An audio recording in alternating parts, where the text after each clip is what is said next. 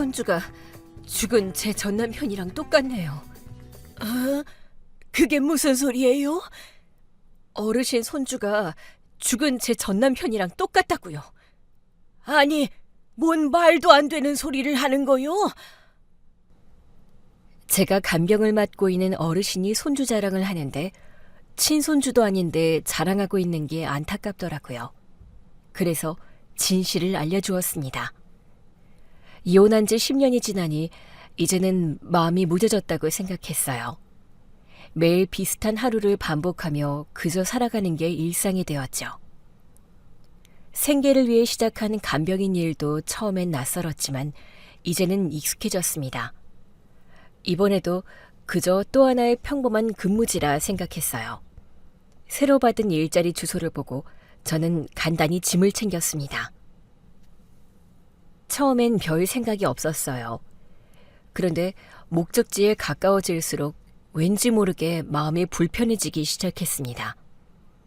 딱히 이유가 있는 것도 아닌데 이상하게 서늘한 기분이 들었어요. 그 집 주소를 보는 순간부터 어쩐지 불길한 기분이 들었죠. 이상하다. 그냥 기분 탓이겠지. 너무 오래 쉬었더니 괜히 예민해진 건가? 그렇게 스스로를 달래며 발걸음을 옮겼습니다. 하지만 그 집이 가까워질수록 머릿속이 복잡해지고 가슴이 자꾸만 답답해졌습니다. 에이, 그만 생각하자. 일하러 가는 건데 무슨 예감 타령이야. 그냥 열심히 하면 되지. 그 집 앞에 도착했을 때 생각보다 크고 규모가 있는 전원주택이라 잠시 멈춰섰습니다. 간병인으로 이런 집을 방문하는 게 처음은 아니었지만 이번엔 묘하게 숨이 막혔어요. 저는 벨을 눌렀고 곧 문 너머로 밝은 여성의 목소리가 들렸습니다.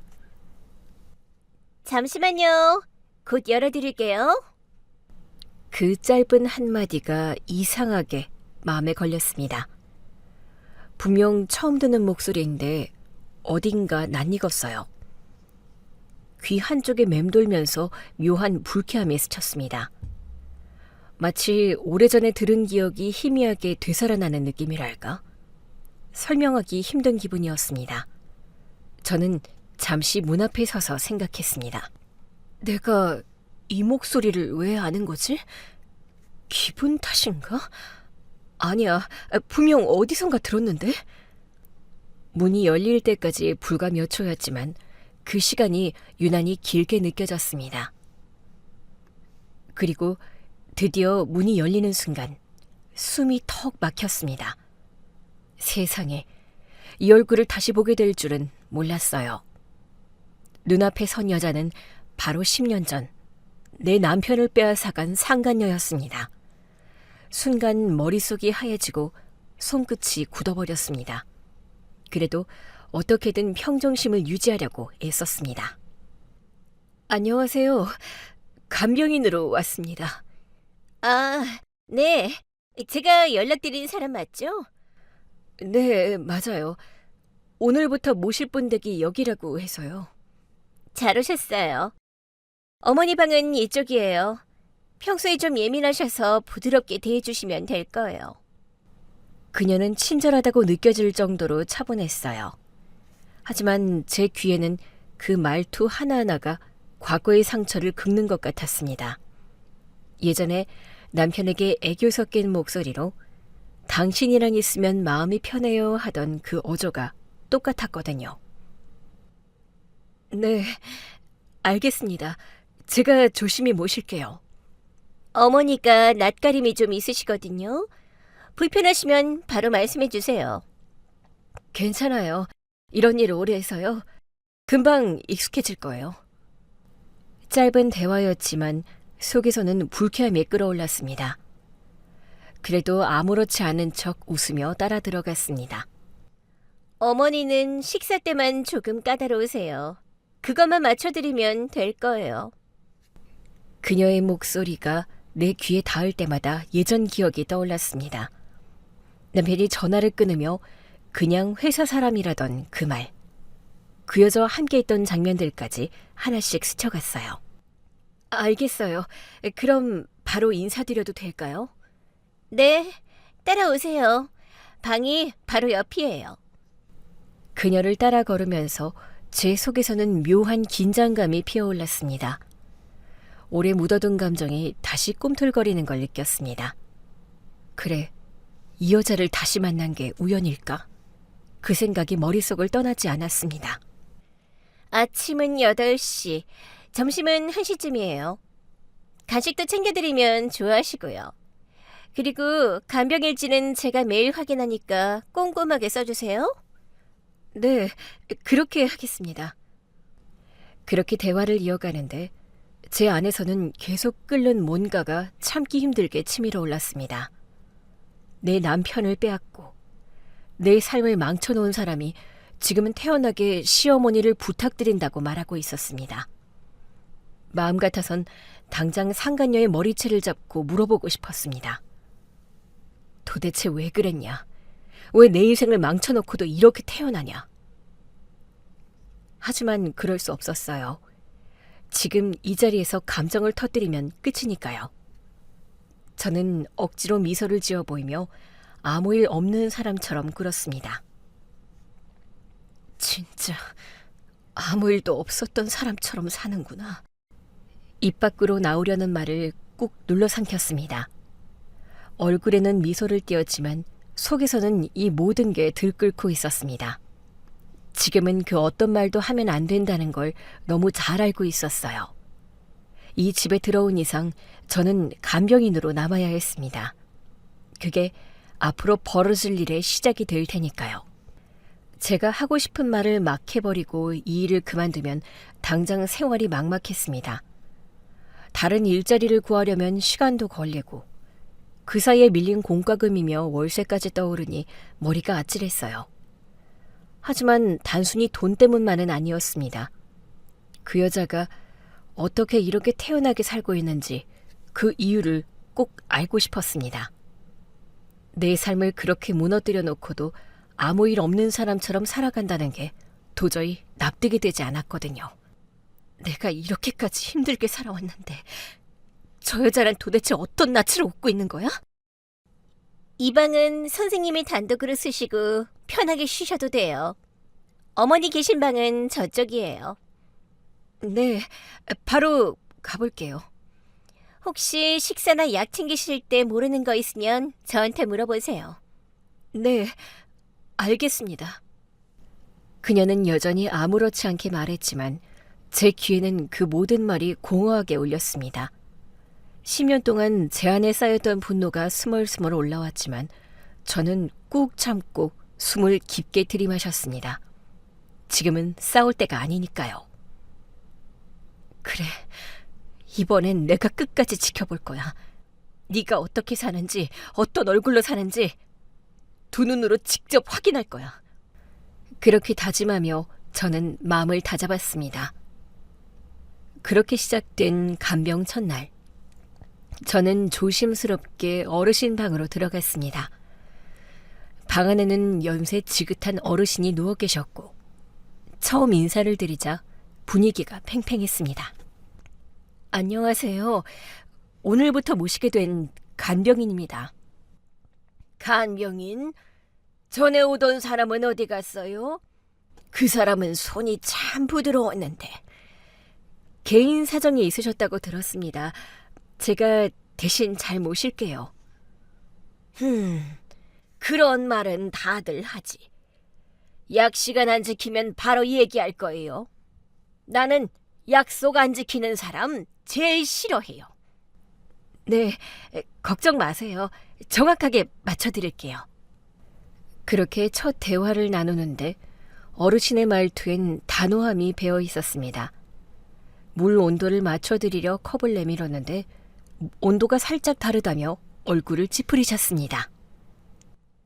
이 물 너무 미지근하잖아요. 따뜻하게 해달랬지. 다 식은 걸 주고 있어?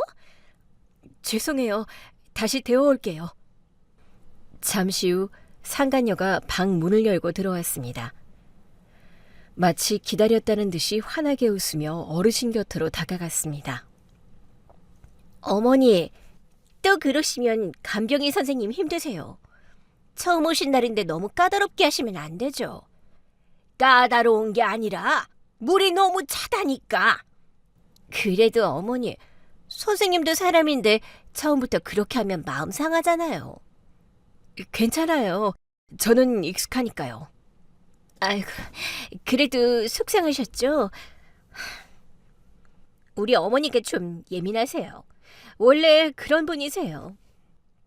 내가 예민한 게 아니라 정확한 거야. 다들 그걸 몰라서 그렇지. 두 사람의 대화는 자연스러워 보였지만 저한테는 그게 다 연극처럼 느껴졌습니다. 상간녀는 마치 효심 깊은 며느리인 척했지만 말끝마다 미묘한 얄미움이 묻어 있었어요. 괜찮습니다. 어르신께서 편하셔야 하니까요. 제가 잘 맞춰드리면 됩니다. 역시 다르네요. 이런 분이면 저도 마음이 놓여요. 그녀의 웃음소리를 들으며 저는 속으로 이를 꽉 물었습니다. 가식적인 인간. 그 말이 저도 모르게 마음속에서 흘러나왔습니다. 시간이 지나면서 어르신은 조금씩 제 태도를 눈여겨보시기 시작했습니다. 새벽마다 체온을 재고 약 시간을 챙기고 식사도 직접 준비해드리다 보니 어느 순간부터 목소리가 한결 부드러워졌습니다. 요즘 사람들 중에 이렇게 꼼꼼하고 다정한 간병인은 보기 힘들어요. 참 성실하네. 그렇게 봐주시니 감사해요. 제가 잘 맞춰드려야죠. 다른 사람들은 조금만 힘들면 투덜대고 대충 넘어가려 하더라고. 그런데 당신은 묵묵히하네. 마음이 참 고마워요. 그 말에 저는 짧게 고개를 숙였습니다. 일로서 드는 칭찬인데도 이상하게 그 말이 오래 남았습니다. 그렇게 어르신은 점점 저를 편하게 생각하셨고 어느 날 저녁에는 유난히 말이 많으셨습니다. 우리 손주가 말이에요. 참 착하고 영리해요. 말을 얼마나 또박또박 잘하는지 몰라요. 그럼 정말 귀엽겠네요. 아이가 총명한가 봐요. 우리 아들이 어릴 때 딱 그랬죠. 눈빛이 똑같아요. 보면 볼수록 그때 생각이 나요. 아드님도 효자셨나 봐요. 어르신이 그렇게 자랑하실 정도면요. 그래요. 우리 아들은 복덩이에요. 저런 며느리 없고 저런 손주 두고 참 세상 복 다 받았죠. 그 말을 듣는 순간 저는 억지로 웃는 척했지만 가슴이 꽉 막히는 것 같았습니다. 저런 며느리라는 말이 귓가에 오래 맴돌았어요. 어르신이 자랑하는 그 아들의 아내가 내 삶을 짓밟은 사람이라는 사실을 떠올리자 마음 한쪽이 서늘해졌습니다. 그날도 평소처럼 조용히 어르신의 식사를 도와드리고 있었습니다. 죽을 한 숟가락 떠서 건네드리려던 순간 거실 쪽에서 아이 목소리가 들렸습니다. 그리고 곧 문이 벌컥 열리더니 익숙한 목소리가 들려왔습니다. 어머니, 저 왔어요. 아이고, 왔구나. 오늘은 우리 강아지도 데리고 왔네. 어서 들어오렴. 그녀의 뒤로 어린 남자아이가 따라 들어왔습니다. 발소리도 경쾌했고 방 안 공기가 순간 환해지는 느낌이었어요. 안녕하세요. 그 순간 저는 본능적으로 고개를 돌렸지만 아이의 목소리를 듣는 순간 손에 쥐고 있던 수저가 덜컥 미끄러질 뻔했습니다. 네. 안녕.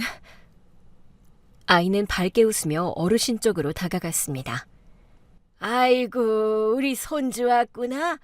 할머니 보고 싶었지? 할머니 보고 싶었어. 오늘 학교 끝나자마자 엄마랑 바로 왔어. 얘가 유치원보다 학교가 더 재밌대요. 친구들이랑도 잘 지내고 선생님한테 칭찬도 많이 받는다니까요. 그래, 그럴 줄 알았다. 우리 손주는 뭐든 다 잘하지. 손주라니, 그럼 저 아이가... 머릿속이 복잡해졌습니다. 아이의 얼굴을 정면으로 보자마자 손끝이 떨렸고 숨이 순간 막히는 것 같았어요. 웃음소리 하나하나가 귀를 때렸습니다. 선생님, 여기 수저 좀 더 있나요? 아이가 같이 밥 먹을 거라서요. 아, 네. 잠시만요. 그 말을 하고 부엌으로 향했지만 발걸음이 제대로 떨어지지 않았습니다. 방금 본 아이의 얼굴이 머릿속에 계속 맴돌았습니다.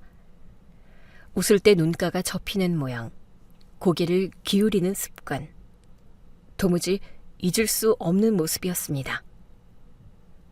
그리고 가까이 다가가 아이를 다시 한번 쳐다보는 순간 저는 숨이 멎는 줄 알았습니다. 눈빛이며 콧날, 웃을 때 살짝 올라가는 입꼬리까지 너무 익숙했습니다.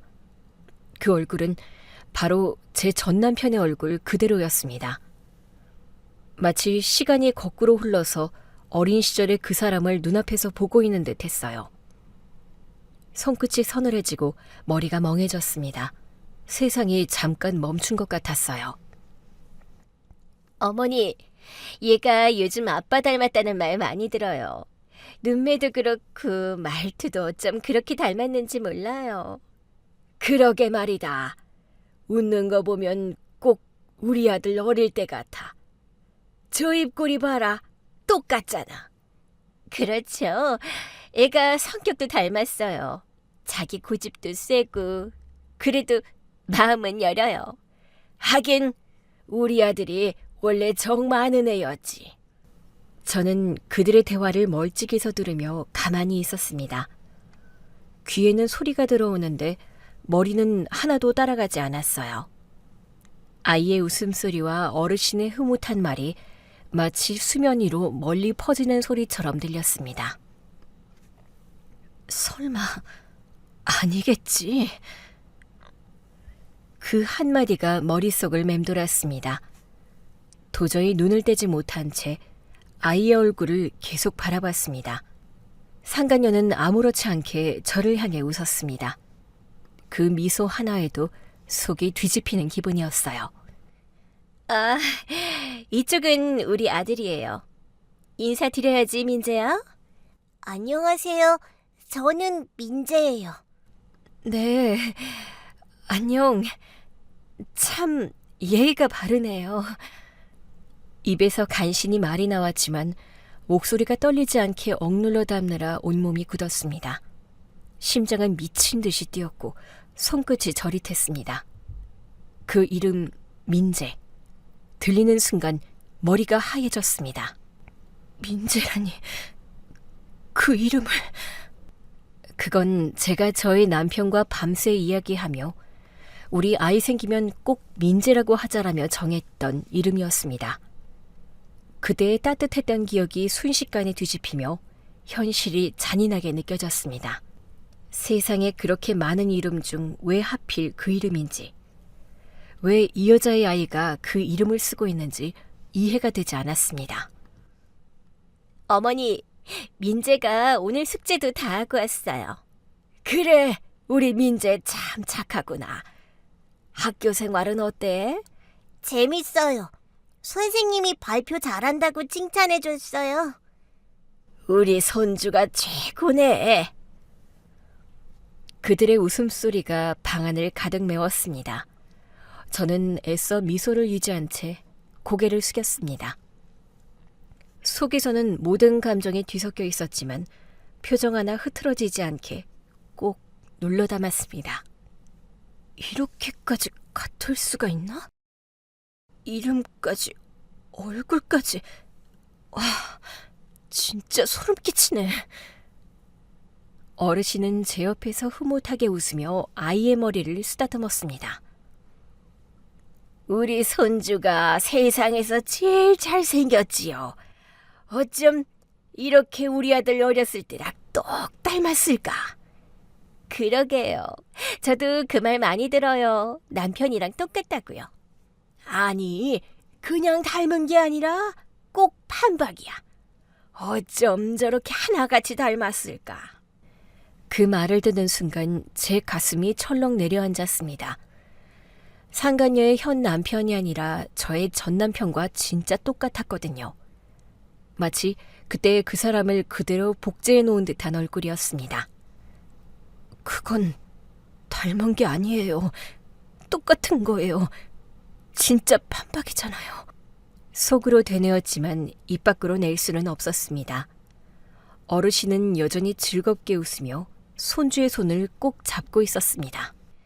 얘가 나중에 커서도 아빠처럼 듬직하고 착하게 자라면 얼마나 좋을까. 우리 집안에 이런 복덩이가 또 있을까 몰라. 그러게요. 어머니, 민재가 효심도 깊어요. 오늘도 학교 끝나고 바로 할머니 보러 오자고 그랬다니까요. 아이고 기특하지. 나는 우리 강아지만 있으면 되지. 그녀의 웃음소리가 방 안에 퍼졌습니다. 그 웃음, 바로 그때 그 웃음이었습니다. 남편의 옆에서 나를 짓밟던 그 미소. 저는 그 소리를 듣는 순간 입술을 꽉 깨물었습니다. 아무렇지 않게 떠드는 그 모습이 다시는 견딜 수 없을 만큼 얄미웠습니다. 또 그렇게 웃네? 예전에도 그렇게 웃으면서 내 남편 손을 잡았잖아. 속에서 뭔가 뜨겁게 끓어올랐습니다. 그동안 눌러왔던 감정들이 한꺼번에 치밀어 오르는 느낌이었습니다. 그래, 저 아이가 그 사람의 피를 이어받은 거구나. 머릿속이 차갑게 식었습니다. 복수의 마음이 들끓기 시작했습니다. 이번에는 끝까지 가야겠다고 다짐했죠. 그날 밤 집으로 돌아가는 버스 창문에 비친 제 얼굴을 한참 들여다보았습니다. 머릿속에는 그 아이의 얼굴이 계속 떠올라서 가만히 있어도 숨이 안 쉬어지고 손이 떨렸습니다. 덩달아 전 남편이 저한테 단 한 번도 미안하다는 말을 하지 않았다는 사실이 계속 떠올랐고, 그 사람의 피를 이어받은 아이가 저렇게 평범하게 살아가는 모습이 제 안에서 무언가를 끌어올렸습니다.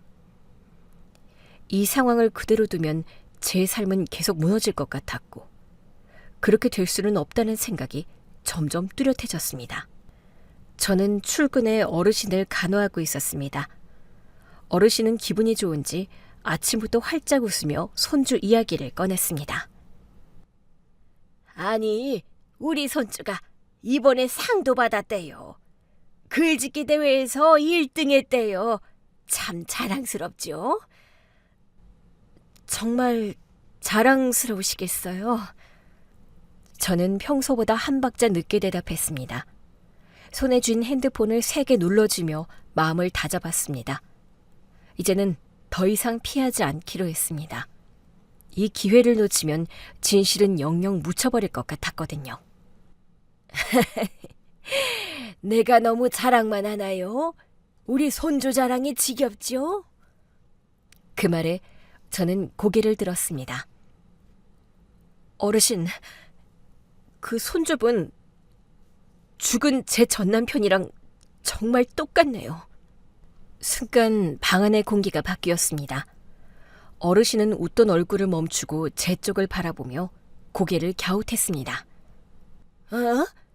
그게 무슨 소리예요? 손주분이요. 제 전남편이랑 판박이에요.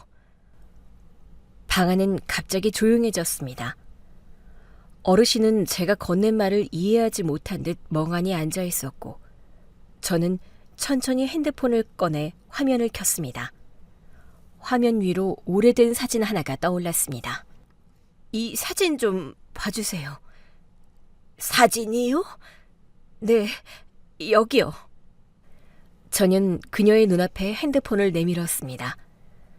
사진 속에는 10년 전, 한때 제 남편이었던 남자와 상간녀가 나란히 서 있었습니다. 둘은 환하게 웃고 있었고 서로의 손을 꼭 잡고 있었습니다. 아무 설명이 필요 없는 사진이었습니다. 그 한 장으로 모든 게 드러났습니다. 이게 뭐예요? 이거 우리 며느리 같은데? 10년 전이에요. 이 남자가 제 전남편이었어요. 어르신은 한참 동안 말이 없었습니다. 화면 속 얼굴을 확인하더니 이내 손을 떨며 핸드폰을 바라봤습니다. 설마 그럴 리가. 저는 어르신에게 상간녀와 같이 있는 전 남편 사진을 보여주고 드디어 통쾌한 복수를 마무리했습니다. 저는 상간녀의 아들을 보고 너무 큰 충격을 받아 며칠 밤을 꼬박 새웠습니다. 잠이 와도 눈을 감을 수가 없었고 머릿속엔 어떻게든 복수를 위한 증거를 모아야 한다는 생각밖에 없었습니다. 무턱대고 옛날 사진 하나 들이미는 식이면 아무도 믿지 않을 테고 오히려 제가 혼자 난동 부리는 사람 취급을 받을 수 있다는 생각이 들었습니다. 그래서 저는 어르신을 보살피면서도 계속 계산했습니다. 어떤 증거가 결정적일지, 어느 순간을 포착해야 확실한 반박 여지가 없을지, 실수 없이 흔적을 남기지 않고 증거를 확보하려면 어떤 방법이 가장 효율적일지 등등을요. 그러던 어느 날 어르신은 진통제 주사를 맞고 잠드셨을 때였습니다. 저는 그 틈에 잠깐 숨을 돌리려고 부엌에 앉아 따뜻한 차를 마시고 있었죠. 그런데 그때 복도 끝 작은 방 쪽에서 희미한 말소리가 들렸습니다. 문이 닫혀있지 않아 틈새로 말소리가 다 새어나왔고 안에서는 익숙한 목소리가 낮게 깔려 나왔습니다. 상간녀는 거의 매일같이 어르신의 집에 들락거렸기에 놀라운 일은 아니었지만 그날은 상간녀가 말하는 내용이 심상치가 않더라고요. 저는 그 방으로 가까이 다가갔습니다. 이 집으로 시집 온 건 다 돈 때문이지. 다른 이유 있겠어? 상간녀의 말을 듣자 저는 심장이 쿵 내려앉았고 숨을 고르기도 전에 또다시 그녀의 목소리가 들렸습니다. 우리 아들만 잘 크면 돼. 아무도 모르지. 나 몰라? 얼마나 철저한데. 여기 사람들 진짜 짜증나. 심호도 꼴도 보기 싫어. 그 말이 제 귀를 꽂듯 때렸습니다. 상간녀는 시어머니의 병간호를 하러 오는 척하면서 뒤에서는 비웃듯 그런 말을 하고 있었다는 사실에 속이 뒤틀렸습니다. 방 안에서는 웃음소리가 섞인 목소리가 이어졌습니다. 하여간 들키지만 않으면 돼. 이 집이며 시모가 갖고 있는 모든 재산이 나중에 다 우리 아들 거 될 건데 뭘. 그 말을 듣는 순간 제 손끝이 저릿해졌습니다. 분노가 목끝까지 차올랐어요. 그 순간 저는 깨달았습니다. 이 사람은 변한 게 없다는 걸요. 한때 제 인생을 망가뜨리고도 여전히 똑같은 방식으로 남의 삶을 밟고 있었습니다. 문틈 사이로 새어나오는 웃음소리가 기괴스럽게 느껴졌고 그 소리에 제 안의 분노가 천천히 불처럼 타올랐습니다. 통화가 끝난 듯 방 안은 조용해졌습니다. 저는 조심스레 뒷걸음질 치며 복도로 나왔습니다. 머릿속엔 방금 들은 통화 내용이 계속 울려댔고 저는 그 순간 모든 가능성을 배제하고 단순한 추측이 아니라 확신으로 정리했습니다. 상간녀의 말은 단순한 불평이 아니라 이 집에 들어온 이유가 있었던 것이었습니다. 시어머니를 돌보는 척하는 모든 행동이 결국 계산된 이익을 위한 연극에 불과하다는 점이 분명해졌습니다. 그래서 저는 잠깐 숨을 고르며 머릿속으로 해야 할 일들을 정리했습니다. 제 안에 쌓여있던 분노와 상처는 더는 뜨겁게 폭발하는 감정이 아니라 차갑고 정확한 결심으로 바뀌어 갔습니다. 그 결심은 단순한 복수의 감정이 아니라 그 여자가 쌓아올린 거짓을 하나씩 드러내기 위한 계획으로 구체화되었어요. 그렇게 제 일상은 달라졌습니다. 겉으로는 평상시처럼 어르신의 상태를 체크하고 식사 보조를 했지만 속으로는 모든 순간을 증거를 모으는 시간으로 바꾸어 놓았습니다. 저는 녹음기를 몇 개 샀고 그걸 간병 가방 안에 넣어 다니며 틈틈이 설치 위치를 점검했고 어르신 방 근처와 거실 그리고 상간녀가 자주 전화를 하는 작은 방 커튼 뒤에 차근차근 장치를 숨겼습니다. 그리고 매일 밤 하루 일과를 마치고 나면 저는 녹음 파일을 확인했습니다. 이어폰을 귀에 꽂고 듣는 그 소리들은 불편할 만큼 생생했습니다. 상간녀가 통화 중에 내뱉는 짜증 섞인 말투, 남편을 향한 불만, 그리고 가끔씩 시모를 비아냥거리며 주고받는 대화들이 점점 쌓여갔습니다. 그 중에서도 시모 재산은 결국 다 우리 아들 거지 라는 말이 나왔을 때 저는 한숨까지 나왔어요. 그러나 이것만으로는 부족했습니다. 확실한 증거, 부인할 수 없는 과학적 결과가 필요했습니다. 상간녀의 현재 남편과 아이, 그 두 사람의 관계를 명확히 입증할 방법은 단 하나였습니다. 유전자 검사. 그 결과만 있다면 이 모든 상황을 뒤집을 수 있을 테니까요. 그날 밤 저는 가방 속에 있던 작은 수첩을 꺼내 구체적인 계획을 적기 시작했습니다. 어떤 경로로 샘플을 확보할 수 있을지, 어디에 의뢰할지, 그리고 어떤 타이밍에 공개할지를요. 저는 손주와 상간녀의 남편이 함께 집에 올 때를 기다렸습니다. 그들이 자주 시모를 찾아오는 시각을 기록해두고 방문 날짜에 맞춰 준비를 끝냈습니다. 상간녀의 남편이 퇴근 후 들르는 요일, 아이가 학교를 마치고 어르신 댁에 들르는 시각까지 세세히 적어두었습니다. 그날을 대비해 저는 가방 안을 정리하며 준비를 마쳤습니다. 녹음기의 배터리를 다시 확인하고 깨끗한 비닐과 핀셋도 넣었습니다. 그리고 어느 날 저녁 드디어 현관문 너머에서 아이의 웃음소리가 들렸습니다. 이어서 낮게 깔린 남자의 목소리가 들려왔습니다.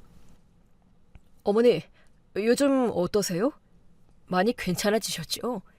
그래, 덕분에 괜찮다. 아이고, 우리 손주 왔어? 아이는 신이 나서 어르신 품으로 달려갔습니다. 할머니, 오늘 우리 엄마는 늦게 온대요. 그래, 우리 손주 기특하지. 저는 평소처럼 식탁 쪽을 정리하며 자연스럽게 그들을 맞았습니다. 어르신, 따뜻한 물 끓여드릴까요? 차 한잔 하시죠. 그래, 부탁해요. 저도 한 잔 주시겠어요? 밖이 좀 춥네요. 네, 잠시만요. 저는 자연스럽게 커피포트에 물을 올렸지만 심장은 미친 듯이 뛰고 있었어요. 하지만 얼굴에는 아무 변화도 없었습니다. 행동 하나하나를 평소와 다름없이 평상시의 루틴처럼 유지했습니다. 그날 제가 해야 할 일은 단 하나였습니다. 흔들리지 않는 것. 어르신은 손주에게 과자를 건네며 즐겁게 이야기를 나누고 있었습니다. 그 사이 저는 물컵을 정리하는 척하며 시선을 자연스럽게 움직였습니다. 그러자 아이가 모자를 벗어 테이블 위에 올려두더니 금세 장난감 자동차를 굴리며 뛰어다녔습니다. 그 모자가 테이블 끝에서 미끄러져 바닥으로 떨어졌습니다. 순간 제 시야에 머리카락 한 올이 보였습니다. 반사적으로 손이 움직였지만 동작은 지극히 자연스러워야 했습니다. 저는 수건을 들고 바닥으로 숙이며 모자를 주워들었습니다. 아이고, 조심해야죠. 넘어질 뻔했네요. 얘는 왜 이렇게 부산스러워? 그래도 에너지가 넘쳐서 보기 좋다. 애가 낯가림이 없어서 그래요. 어머니 집에 오면 완전 자기 집인 줄 알아요. 아이가 밝아서 좋네요. 요즘 아이들 중에 이렇게 인사성 있는 애도 드물어요. 저는 웃으며 말을 이어갔습니다. 손끝은 이미 모자 가장자리에 붙어있던 머리카락을 조심스레 비닐봉지 안으로 옮기고 있었습니다. 아무도 눈치채지 못했습니다. 손끝이 잠깐 떨렸지만 저는 다시 수건을 접으며 평정심을 유지했습니다. 선생, 차 씻겠어요. 같이 좀 들어요. 네, 알겠습니다. 그리고 상간녀의 남편 머리카락도 필요했습니다. 저는 남편의 행동을 주시하고 있었어요. 그러다 상간녀의 남편이 외투를 벗어 의자에 걸어둔 뒤 잠시 밖으로 나간 사이 저는 움직였습니다. 시선을 분산시키듯 테이블 위 컵을 정리하고 어르신 쪽을 향해 말을 건네며 발걸음을 자연스럽게 옮겼습니다. 어르신, 혹시 시장하지는 않으세요? 아니야. 아까 밥을 많이 먹어서 그런가. 생각 없어요. 그 짧은 대화 사이 저는 외투가 걸린 옷걸이 앞으로 다가섰습니다. 그 옷깃 근처에 희미하게 붙어있는 머리카락 한 올이 눈에 들어왔습니다. 자세히 보지 않으면 아무도 모를 만큼 미세했지만 제 눈은 이미 그 한 올에 고정되어 있었습니다. 저는 옷깃을 정리하는 척하며 손끝으로 머리카락을 살짝 집어냈습니다. 선생, 손주 옷은 거기 잘 걸어뒀죠? 네, 다 정리해뒀어요. 그렇게 대답하며 저는 주머니 안쪽에 비닐봉지를 꺼내 남편의 머리카락 또한 조심스레 넣었습니다. 손끝에 감촉이 사라지자 마음속에서는 이상한 안도감이 밀려왔습니다. 그날 밤 저는 2개의 봉투를 책상 위에 나란히 올려놓았습니다. 아이의 머리카락 하나, 상간녀 남편의 머리카락 하나. 2가닥이 바로 이 모든 거짓의 실체를 드러낼 열쇠였습니다. 봉투를 단단히 밀봉한 뒤 저는 유전자 검사기관에 검사를 의뢰했습니다. 며칠을 기다린 끝에 검사 결과 봉투가 도착했습니다. 저는 한참 숨을 고른 뒤 손이 떨리는 것을 억누르며 봉투를 조심스럽게 꺼냈습니다. 왔구나. 드디어 왔네. 제가 펼친 검사 결과지에는 한 줄의 문장만 또렷하게 적혀 있었습니다. 유전자 불일치. 그 짧은 문장으로 저는 안도했습니다. 저는 그 문장을 몇 번이고 다시 읽었습니다. 눈으로 확인하는 순간 머릿속의 불확실성이 사라지고 오히려 침착해졌습니다. 이건 추측이 아니라 과학적 결과였습니다. 확실한 증거네. 이제 너의 진짜 얼굴을 모두 다 알게 될 거야. 며칠이 지나도 일상은 거두로 변한 게 없었습니다. 어르신은 여전히 창가 근처 안락 의자에 앉아 햇살을 받으며 시간을 보냈고 저는 그 옆에서 식사 일정을 확인하고 있었습니다. 그러던 중 어르신이 손에 들고 있던 앨범을 제게 내밀었습니다. 우리 손주, 얘가 우리 아들 젊었을 때랑 너무 닮았어요. 저는 시선을 천천히 앨범으로 옮겼습니다. 사진 속 아이의 웃음은 맑았지만 그 눈빛이 마음을 찔렀습니다. 이제 그 미소가 단순히 아이의 것이 아니라 제 삶을 망가뜨린 남자의 흔적처럼 느껴졌습니다. 가슴속이 서늘하게 식어가고 손끝이 차갑게 얼었습니다. 얘는 공부도 잘하고 예의도 바르다니까요. 우리 집 대를 이을 복덩이에요. 그렇군요. 정말 놀라울 정도로 닮았네요. 제가 그렇게 말하자 어르신은 흐뭇하게 웃으셨습니다. 그 웃음소리 뒤로 제 안에서는 또 다른 감정이 자리 잡았습니다. 겉으로는 평온한 미소를 띄었지만 제 눈빛에는 이미 확신이 자리하고 있었습니다. 그동안 삼켰던 분노와 참았던 시간들이 모두 이 순간을 위해 쌓여온 것 같았습니다. 이 집에서 마침내 모든 것을 바로잡을 때가 왔다는 걸 저는 알고 있었습니다. 어르신이 사진을 덮으며 웃었습니다. 우리 손주 자랑이 지겹죠?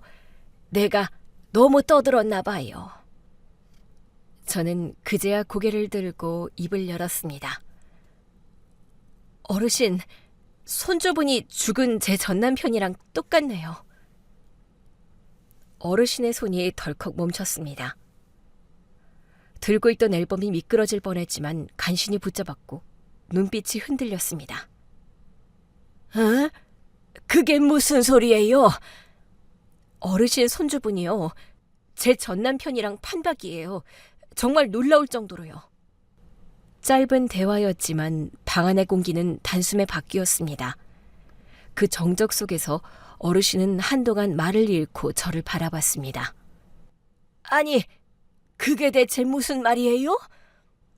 믿지 못하시면 며느리 불러보세요. 그 말에 어르신은 한참 동안 아무 말도 하지 못했습니다. 눈빛이 오락가락하더니 이내 억지 웃음을 지으며 말을 돌리려 했습니다. 오늘 간병인 선생님이 뭘 잘못 드셨나 보다. 이상한 소리를 하네. 그러고는 목소리를 높였습니다. 얘야, 잠깐만 와보렴. 상간녀의 목소리가 복도에서 들려왔습니다. 네, 어머니. 무슨 일이세요? 그녀가 문을 밀고 들어오는 순간 방 안의 긴장은 더 짙어졌습니다. 어르신은 애써 태연한 척하며 웃어 보였지만 손끝이 미세하게 떨렸고 저는 그 모든 걸 놓치지 않았습니다. 어르신이 손주 이야기 중이셨어요. 저도 할 말이 있어서요. 그 말에 방 안 공기가 다시 묘하게 흔들렸습니다. 어르신은 상간녀를 향해 억지로 웃으며 말을 꺼냈습니다. 이분이 이상한 말씀을 하셔. 우리 손주가 자기 전 남편이랑 똑같다나 뭐라나. 그 말에 상간녀는 잠시 굳은 채로 서 있더니 억지로 웃음을 흘렸습니다. 어머니, 요즘 날씨가 오락가락하니까 다들 예민하신가 봐요. 그 웃음은 평소처럼 자연스러워 보였지만 제 눈에는 달랐습니다.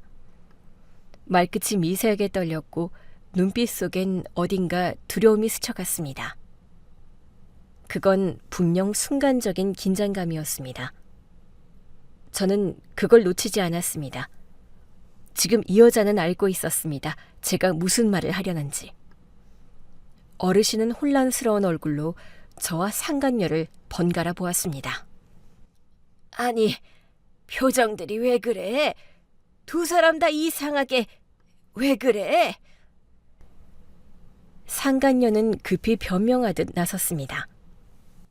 어머니, 신경 쓰지 마세요. 잠깐 착각하신 거예요. 피곤해서 그러신가 봐요. 저는 그 순간 더 이상 숨길 필요가 없다고 느꼈습니다. 어르신을 똑바로 바라보고 말했습니다. 어르신, 제가 왜 그런 말씀을 드리는지 곧 아시게 될 거예요. 어르신은 여전히 제 말을 이해하지 못한 채 있었어요. 저는 천천히 가방 속에서 핸드폰을 꺼냈습니다. 깊게 숨을 들이마시고 화면을 몇 번 터치하자 한 장의 사진이 나타났습니다. 화면 속에는 젊은 남녀가 어깨를 맞대고 다정하게 웃고 있었습니다. 남자는 제 전 남편이었고 여자는 지금 이 집의 며느리 상간녀였습니다. 그 사진 한 장이 모든 걸 말해주고 있었습니다. 저는 아무 말 없이 핸드폰을 들어 어르신 앞으로 내밀었습니다. 이 사진, 어르신 댁 며느리와 제 남편이던 사람입니다. 어르신은 처음엔 잘못 본 줄 알았는지 눈을 크게 떴습니다. 그리고는 핸드폰을 낚아채듯 받아들더니 화면을 뚫어져라 바라봤습니다. 이게 뭐야? 우리 며느리가 왜 여기? 어르신의 손끝이 떨렸고 목소리가 점점 갈라졌습니다. 눈동자가 흔들리더니 입술이 달싹거리면서도 아무 말도 이어지지 않았습니다. 상간녀의 얼굴이 순식간에 굳어졌습니다. 숨이 멎은 사람처럼 한동안 말을 잇지 못하더니 떨리는 목소리로 제게 물었습니다. 당신 누구야? 나 모르겠어? 당신이 내 남편 뺏어갔잖아. 순간 방 안의 공기가 확 식어버렸습니다. 상간녀는 당황한 듯 큰 소리로 말을 이어갔습니다. 뭐? 지금 무슨 소리를 하는 거야? 당신이 어떻게 이 집에 들어오게 된 거야? 어떻게 들어오다니? 네가 날 고용했잖아. 뭐? 내 남편 뺏고도 아주 잘 살고 있네? 우리 남편은 떠났는데 너는 또 다른 남자랑 결혼했구나? 지금 뭔 소리를 하는 거야? 뺏어가다니 말도 안 돼. 제 목소리는 담담했지만 단어마다 눌러왔던 분노가 스며들어 있었습니다. 마치 오래된 상처가 다시 터지는 듯했습니다. 어르신은 두 사람을 번갈아 보며 혼란스러워 고개를 저었습니다. 지금 둘이 무슨 소리를 하는 거냐?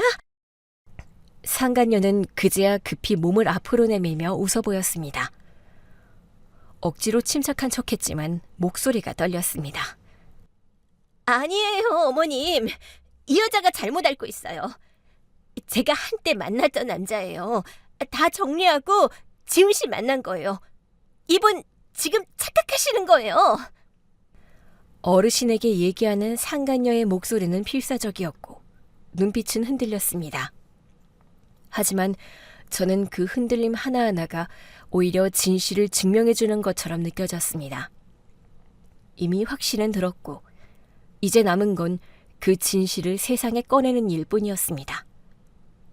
그리고 갑자기 상간녀는 손을 부르르 떨며 제게 소리쳤습니다. 당신 나가요. 지금 몸도 성치 않은 분 앞에서 뭐 하는 짓이에요? 이대로는 못 나가지. 너 같으면 나가겠니? 저는 천천히 가방에서 서류봉투 하나를 꺼내 테이블 위에 올려놨습니다. 어르신, 유전자 검사 결과입니다. 살펴보세요. 그 한마디에 어르신의 눈빛이 크게 흔들렸습니다. 손끝이 떨리며 봉투를 향해 다가가려던 순간 상간녀가 그걸 낚아채듯 빼앗았습니다. 안 돼요. 안 돼. 어머님, 이 여자 이상한 여자예요. 제가 간병인을 잘못 들였나 봐요. 다시 구해드릴게요. 상간녀의 목소리는 거의 비명처럼 터져나왔고 봉투를 찢을 듯 움켜쥔 손이 덜덜 떨렸습니다. 어르신은 혼란스러운 눈으로 두 사람을 번갈아 보며 힘없이 중얼거렸습니다. 도대체 이게 무슨 일인 거냐? 그 말에 저는 한치의 망설임도 없이 시선을 고정한 채 단호하게 말을 이었습니다. 그거 못 본다고 진실이 가려지니? 어르신, 그 아이 어르신의 친손자 아닙니다. 유전자 검사 결과 불일치입니다. 이 여자가 어르신과 남편분을 속였어요. 잠시 정적이 흘렀고 그 순간 어르신의 얼굴에서 핏기가 가시는 듯 했습니다. 뭐라고? 우리 손주가 친손주가 아니라고?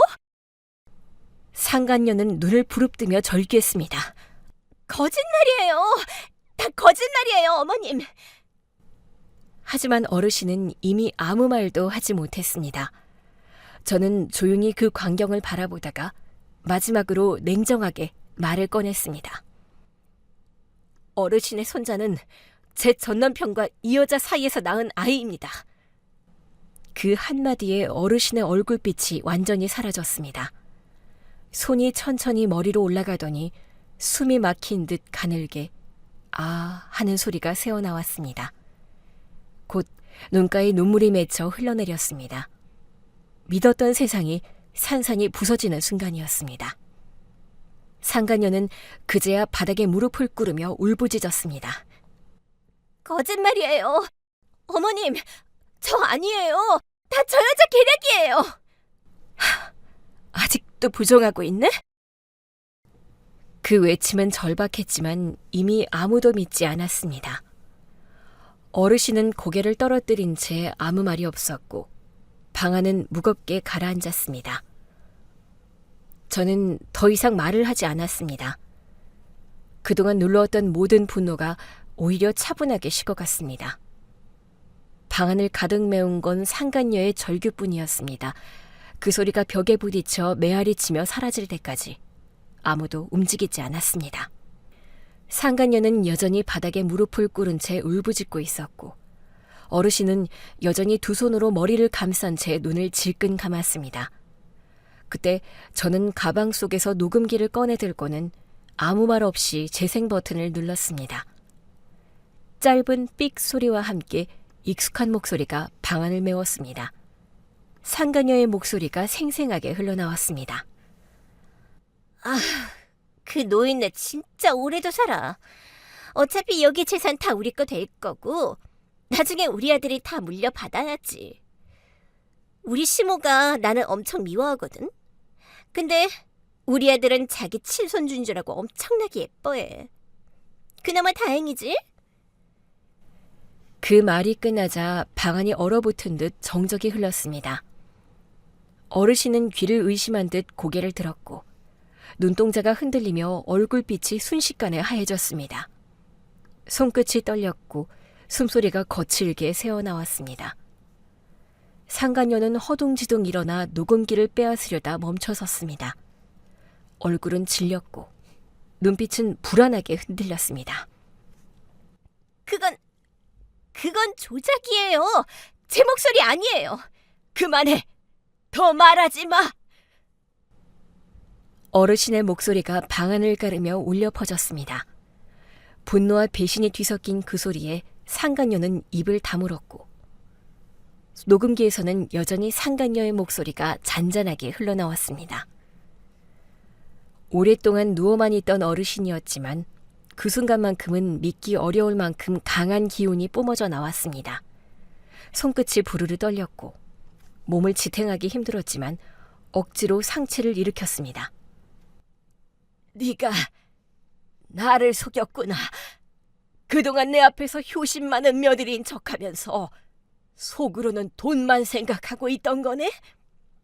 어머님, 그게 아니라 그건 그냥 제가...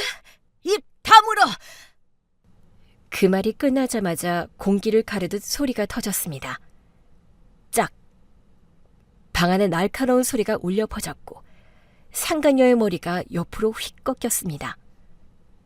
어르신의 손바닥이 상간녀의 뺨을 세차게 후려친 것이었습니다.